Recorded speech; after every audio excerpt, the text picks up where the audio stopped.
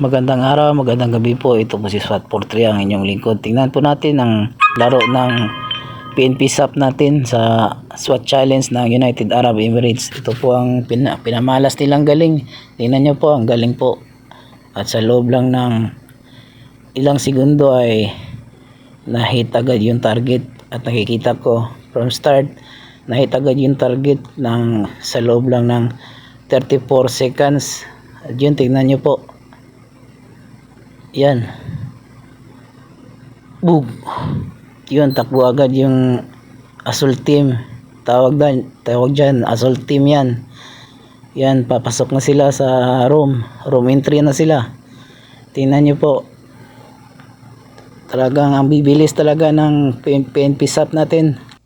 Yun, pumunta na sila sa kanya-kanyang room clearing ang tawag dyan. Bug, tira ng target, labas. Kinuha agad yung hostage rescue kasi ito na senaryo. Yun, hostage rescue challenge ang tawag dito. Yun, palabas na sila. Beat the time, 1.22 minute. Ang galing.